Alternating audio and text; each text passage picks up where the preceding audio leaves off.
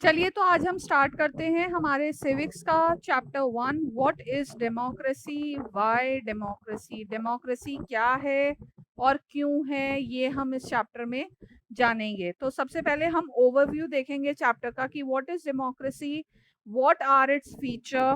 This chapter builds on a simple definition of democracy, मतलब ये जो आपका चैप्टर है ये एक सिंपल सी डेफिनेशन पे बेस्ड है।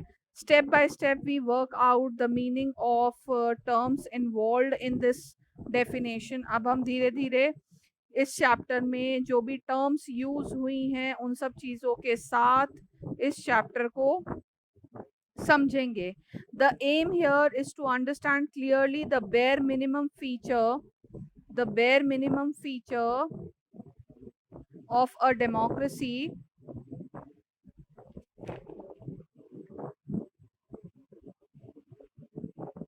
bare minimum feature of a democratic form of government. After going through this chapter we should be able to distinguish a democratic form of government and a non democratic form of government। अब हम इस chapter में देखो दो चीजें सीखेंगे, ये समझ जाएंगे कि इसके फीचर्स क्या हैं और एक डेमोक्रेटिक गवर्नमेंट और एक नॉन डेमोक्रेटिक गवर्नमेंट, मतलब लोकतांत्रिक और एक नॉन डेमोक्रेटिक गवर्नमेंट, उसमें क्या डिफरेंस होता है। Towards the end of this chapter we step beyond this minimal objective and introduce a broader idea of democracy. एक जो ये लोकतंत्र है इसके बारे में एक नया अर्थ हम लोग सीखेंगे कि भाई डेमोक्रेसी का मतलब होता क्या है, न्यू मीनिंग फाइंड आउट करेंगे। और democracy is the most prevalent form of government in the world today and it is expanding to more countries. But why it is so? What makes us better than other forms of government? This is the second big question that we take up in this chapter। अब हमें ये तो पता है कि विश्व में सबसे ज्यादा फॉलो किया जाने वाला जो एक रूल है that is democracy. But why it is expanding so much, what are its benefits and दूसरे फॉर्म ऑफ गवर्नमेंट से ये क्यों अलग है, इस सब चीजों के बारे में हम इस चैप्टर में पढ़ेंगे। ठीक है, तो सबसे पहला पॉइंट जो आता है पॉइंट 1.1, व्हाट इज डेमोक्रेसी। तो what is democracy? You have already read about different forms of government. On the basis of your understanding of democracy so far, mentioning a few examples, write down some common features of democratic government and non-democratic। एक तो लोकतंत्र वाली सरकार जिसमें हम लोग participate करते हैं अपने रिप्रेजेंटेटिव्स चूज करने के लिए, और दूसरा है नॉन डेमोक्रेटिक जिसमें हम अपने रिप्रेजेंटेटिव्स को डायरेक्टली चूज नहीं करते हैं। ठीक है, तो वाई डिफाइन डेमोक्रेसी, डेमोक्रेसी को डिफाइन करने की जरूरत क्यों है, अब इसमें देखेंगे।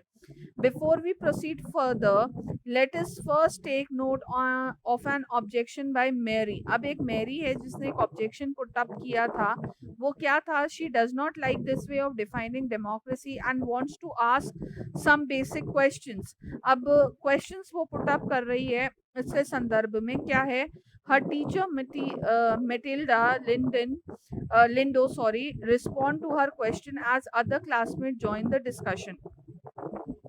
अब यहाँ पे ये जो नीचे पूरा कॉन्वर्जेशन निकल करके आ रहा है उसको हम लोग देखो एक बार पढ़ते हैं और जानते हैं कि वो क्या है। बच्ची कह रही है कि ma'am I don't like this idea, first we spend time discussing democracy and then we want to find out the meaning of democracy. पहले हम लोकतंत्र के बारे में बात करें फिर उसका अर्थ जाने।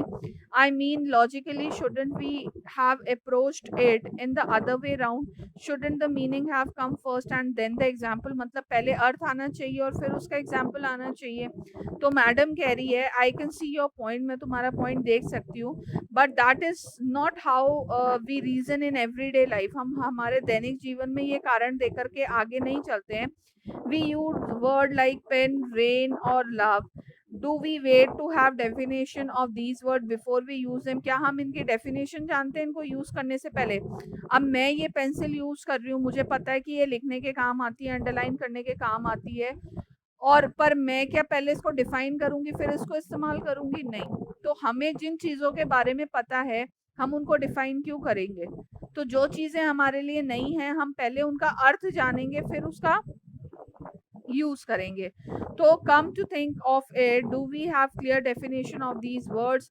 It is only by using a word that we understand its meaning. पहले हम उसको यूज करेंगे तभी तो हम उसका मीनिंग समझेंगे. तो मेरी बोलती है but then why do we need definitions to at all? हमें डेफिनेशंस की जरूरत ही क्यों है?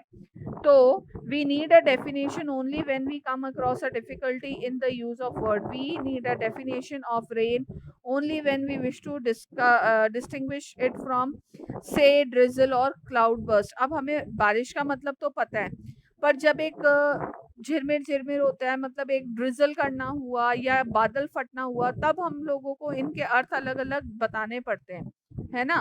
बारिश होना कि भाई हैवी रेन हो रही है, पर हम ये कहें कि ड्रिजल हो रहा है तो बच्चे पूछते हैं मैम ड्रिजल का मतलब क्या होता है?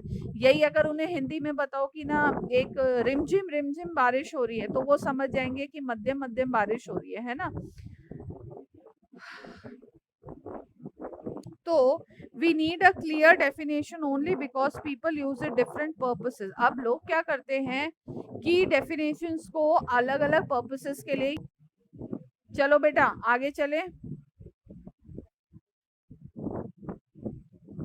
देखिए,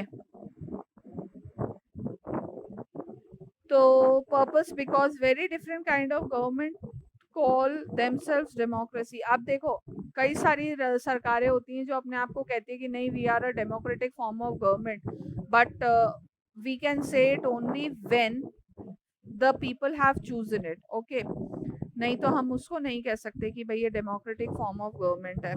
अब देखो, राई बैंक करके एक बच्चा है जो क्या बोल रहा है, but why do we need to work on a definition? The other day you quoted Abraham Lincoln to us, said कि democracy is government of the people, by the people and for the people.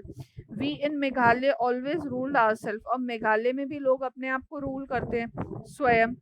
That is accepted by everyone. Why do we need to change that? अब जब हम जानते हैं कि कोई चीज चल रही है तो उसको चेंज करने की जरूरत कहाँ है? देखो बेटा, इस पूरे पैराग्राफ में हम लोगों को ये बताया जा रहा है कि हमें डेफिनेशंस की जरूरत क्यों पड़ती है.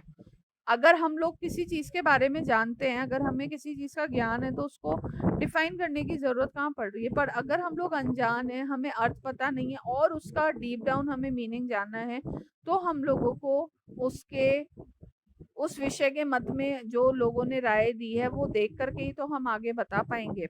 अब देखो मैडम क्या कहती है, I am not saying we need to change it, हमें इसको बदलने की जरूरत नहीं है, but I too find this definition very beautiful, but we don't know if this is the best way of defining unless we think about it ourselves. We must not accept something just because it is famous, just because everyone accepts it.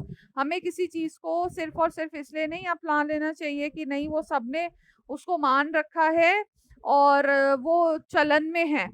हमें जब तक उस चीज के बारे में ज्ञान ना हो तब तक हमें बात नहीं करनी चाहिए. ठीक है, जब तक हम लोग को ट्राई एंड टेस्ट नहीं करेंगे. अब मैं कह दूं कि नहीं बेटा जाके ना आप इस कंपनी का ना बुक खरीद लो, पर जब है ना, जब तक मैं खुद उसको रीड आउट ना करूं और मैं उसका एक्सट्रैक्ट ना समझूं कि नहीं भाई बच्चों के लिए वो चीज अच्छी है या नहीं है, तो मैं आपको कैसे राय दे सकती हूँ? तो ma'am can I suggest something? We don't need to look for any definition. बच्चे कह रहे हैं कि भाई हमें तो किसी डेफिनेशन को देखने की जरूरत नहीं है. I read somewhere that the word democracy comes from a Greek word demokratia, जिसमें ग्रीक भाषा में डेमो का मतलब होता है लोग और क्रेटिया का मतलब होता है rule.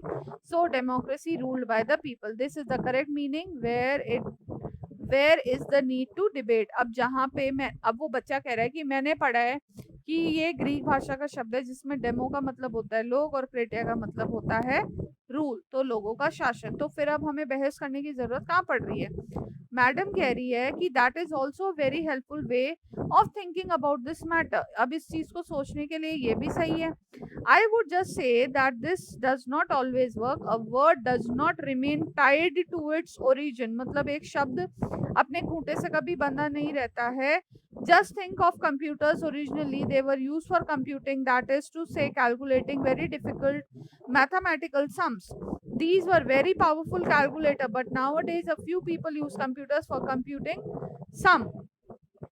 They use it for writing, designing, for listening music, for watching film. Word remain the same but their meaning can change with time. It is true. ये जो मैम बात बोल रही है सही है. पहले कंप्यूटर्स को हम लोग कैलकुलेशंस के लिए यूज करते थे, पर आज की डेट में लोग उसको अपने पर्सनल यूज के हिसाब से उसको चेंज कर चुके हैं.